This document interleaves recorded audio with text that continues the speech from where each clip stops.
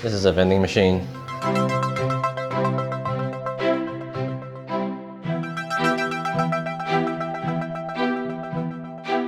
Hello, today we're going to talk about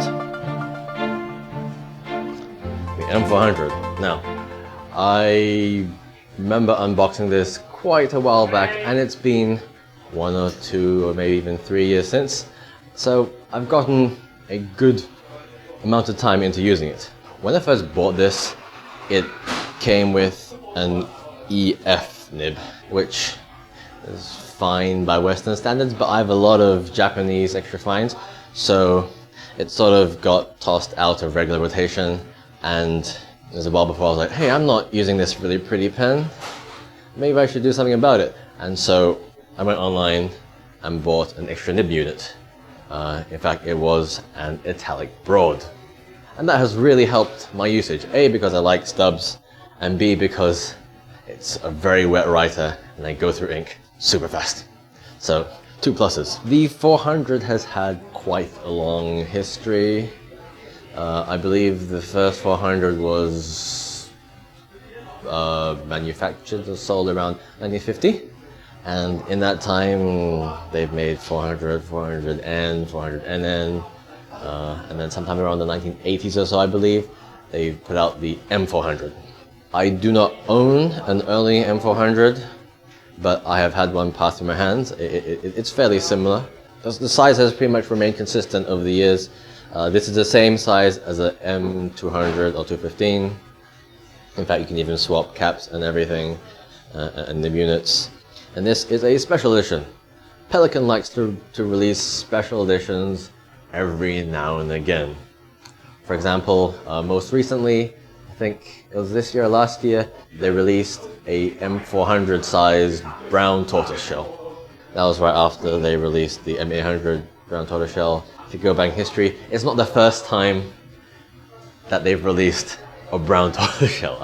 I think maybe 5 to 10 years ago, 8 years ago, around a decade ago, there was a previous version. Pelikan does these things, it comes in cycles. And this one was, I forget one. The white one was released a few years back, along with the even harder to find M600 white tortoiseshell. And so, after a few years of usage, I think I can say a few things about my pen. The first of which is, don't buy white. White is the worst idea ever. If you could see inside the cap, which it doesn't matter, it's not worthy of footage. It's got a lot of ink inside, and it's white, so you see it. It's just all the micro ink. It's just so like the vague ink marks you leave just from capping and capping your pen, or like a little bit of nib creep and a bit of splashing around. At least most of the time you can't see what's going on in the cap. The most dangerous part is the thread around here. This is an ink magnet. If you dip this in ink and then tuck it up and you dip too low, you're going to get ink stains all over here, and you're going to spend the next half an hour trying to clean it out with tissue and like a toothpick or something. That's a mild downside. But otherwise, it's really pretty. Of course, the special feature in this one is the white tortoiseshell. I believe they make this bind by having some sort of plastic and then laying down the strips, the celluloid, as evenly as possible, sticking it on, and then like shaving it down, and then wrapping it around the body. Maybe if you go back to the original video, this was not the same color back then.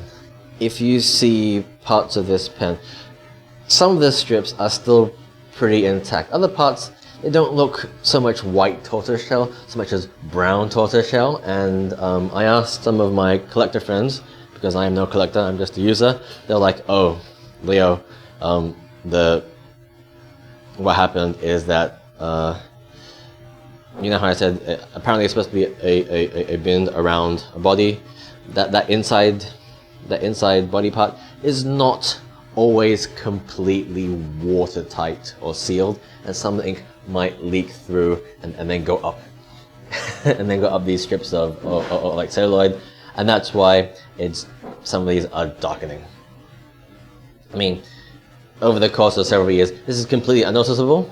I'm sure if I look back on my original photos, I might see a massive difference. It's sort of like a proof of ownership and usage.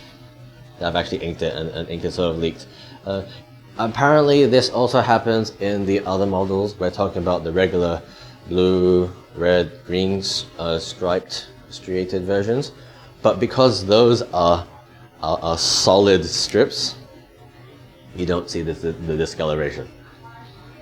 It's only in this it's only in this model where you have the white ones that's much easier to see the ink just leaking through. I mean, is that a problem? If you are like super specific about overall quality and like longevity of pens on a multi-decade scale, then perhaps you might say this is not a perfect pen. It has mild flaws. Maybe if you use this over the course of 30, 40, 50 years, the fact that I believe they probably glued the section to the body, it might come off, but we're talking decades here. Aside from these small defects you must be aware of for white pens and maybe Pelikan pens in general, it is a great pen, especially with the big fat stub nib, which I shall show in a short while. This size, let me find some pens to compare it with. What do I have? Spoiler for the future, I got my hands on the Lamy 2000. It's a nice size. Some people might think it's too small. What else should I share? The usual comparison. This is a 580. The 580 is way bigger. And what else is normal that people can compare it to? 580, let's say a Pilot 823, and a 146. Is that 146? Yes, 146. So you can see, like compared to some of the pens here, it's a little short. But for me, the most important part is once you hold it, I don't post. Fits my grip. The ends. It's not too short. If it's too short, it feels really weird when the ends of the pen is like touching the inside of your palm here, and it has a nice curvature on the end of the section, which stops me from shifting my fingers all the way down and then soaking up a bunch of ink with my fingertips. This is currently inked with Kingdom Notes Chrysaora Helvola. Whatever. It's from the jellyfish series. It's the golden one. It's the golden jellyfish. And in this wet stub of a pen, it sort of reminds me of KWZ Honey, the Quizzy Honey, and possibly other lighter tan inks on offer. So, the EF nib, you can see the original video for comparison. I also have a comparison somewhere of the M200 steel, EF and BB, as well as the M400 EF and IB, the italic broad nib.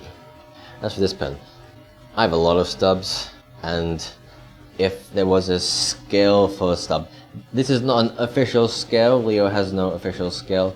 You've got like, I would say, sort of stub, and then maybe you have like crisp italic here. Around here we might call that stub, and then maybe around here I might call it cursive italic, and then somewhere in between is like it's sort of italic.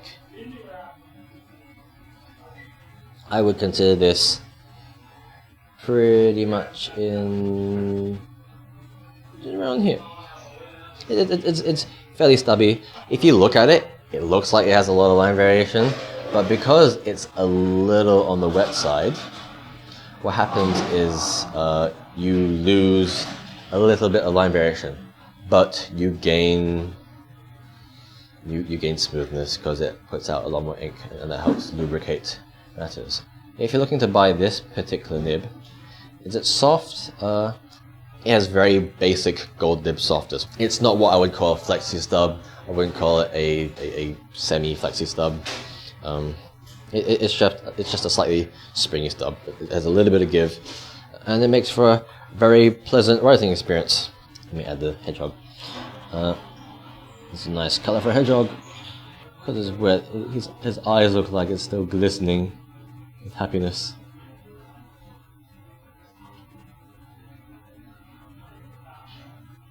Yay, stub. So yeah, that's pretty much the M400. When I think white, I think the other main white pen that comes to mind is the Sailor Pro Gear Ivory. That's also in white, but it's like a rose gold finish, or rose gold trim. That's also a mega ink attractor around the thread area. So that's just one thing you have to be careful about when buying white pens. A few weeks back, one of my friends was like, "Leo, let me borrow your M400 for like 5 minutes." I was like, "What are you doing?" I said, "Doesn't matter." And then they took it, and then they got a bunch of very nice Japanese washi tape, like the very reusable, not very sticky tape that you use for sealing letters, presents, or whatever. They cut out some of the patterns. It was like white with gold patterns, and then they stuck stickers all over it, and it looks like, I'll show you a pic there. Very pretty. And I peeled it off after 2 weeks because I was afraid that the glue on the masking tape might stain the cap. I think this is a very suitable pen in terms of Western pens. I like big, nice German brands. I maybe just finished using steel nibs, and you're like, I want a gold nib. The M400 doesn't have to be white tortoise. Could be the regular models, or whatever special model Pelikan decides to release that year. Is fairly good. It's smallish. If you have massive hands, maybe not so much a fan.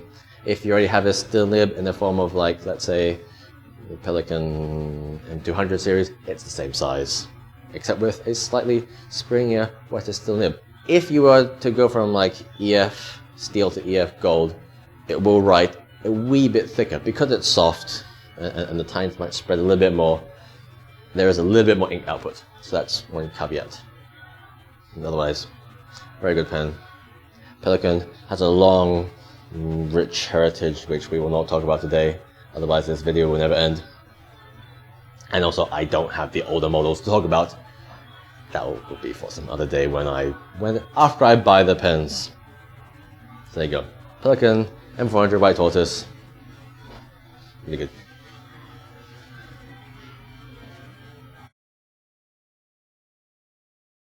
How do you use this one? Oh, so there's a button you have to press that to select the price range of $650, $750, $950, and then you beep, and then you select whatever you want. I'm not gonna do it. I just drank. Super cool. No, not really.